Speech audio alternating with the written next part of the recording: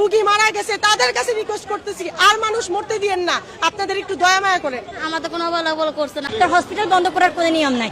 আপনি ঢাকা মেডিকেল বন্ধ করছেন, ঢাকা মেডিকেলে যে এত অনিয়ম হচ্ছে, পিজিতে এত অনিয়ম হচ্ছে, আপনি কোনটা বন্ধ করছেন? শুধু আমার না, প্রায় 50 জন মানুষ এখান থেকে বের করতে বলতেছে, 50টা মুমূর্ষু রোগী। এখানে হসপিটালের কি দোষ? একটা ভুল হয়ে গেছে। আমি যাদের আমাদের বলতেছে আপনারা থাকেন, আপনারা যায়েন না, আপনাদের চিকিৎসা আমরা আপনাদের পাশে অন্য আছি, তখন থাকবো। আমার সরকারকে বলতেছি আমরা এই মেডিকেল যেন বন্ধ না হয়, এই মেডিকেল যেন আমাদের জন্য মেডিকেল খোলা থাকে, আমরা যেন আইসা গরিব মানুষ বাঁচতে পারি, আমরা এই জায়গা থেকে বাঁচতে পারি, জন আমরা আরো ভবিষ্যতে আমরা আইসা জন এই জায়গায় সেবা পাই। একটাই মেসেজ যে এখন জেনে শুনে আপনারা আরো 50টা রোগী মারেন না, আমাদের সময় দিতে হবে, এই হসপিটালকে সময় দেন। ওরা আমরা বসে আমরা একটা ব্যবস্থা করি, কিন্তু এইভাবে বন্ধ করেন না। আজকে রাত্রের মধ্যে আমাদের খালি করতে বলতেছে, এটা কোনো সমাধান?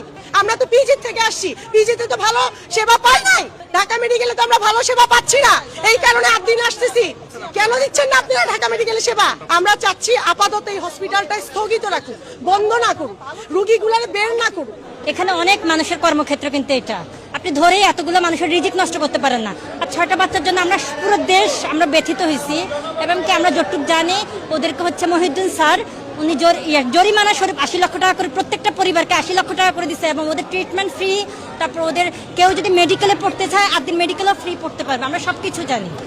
আমরা মধ্যবিত্ত মানুষ এখানেই ছুটে আসি কিন্তু চিকিৎসা সেবার জন্য। আপনার হসপিটাল বন্ধ করার কোনো নিয়ম নাই। আপনি ঢাকা মেডিকেল বন্ধ করছেন, ঢাকা মেডিকেলে যে এত অনিয়ম হচ্ছে, পিজিতে এত অনিয়ম হচ্ছে, আপনি কোনটা বন্ধ করছেন? আপনি মাইলস্টোনে যে এতগুলো শিক্ষার্থী মারা গেছে, আপনি কি করছেন? আপনি বিমান বন্ধ করে দিচ্ছেন, আপনি কি করতেছেন? তারপর লঞ্চে যা অ্যাক্সিডেন্ট হয়, বাস অ্যাক্সিডেন্ট হয়, আপনি কি বাস বন্ধ করে দিচ্ছেন? কত কিছুই তো হচ্ছে। এগুলো একটা ষড়যন্ত্র।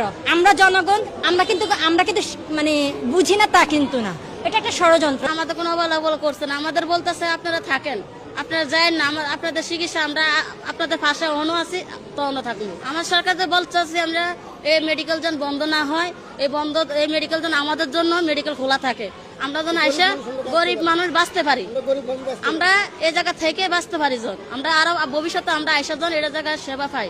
এখন এই মুহূর্তে সরকার যে হঠকারী সিদ্ধান্ত একটা নিয়েছে যে এই মুহূর্তে থেকেই এই হসপিটালের কেউ ট্রিটমেন্ট নিতে পারবে না বা দিতে পারবে না, তখন এই মুহূর্তে আমরা আমাদের রোগীদের নিয়ে কি করবো আসলে?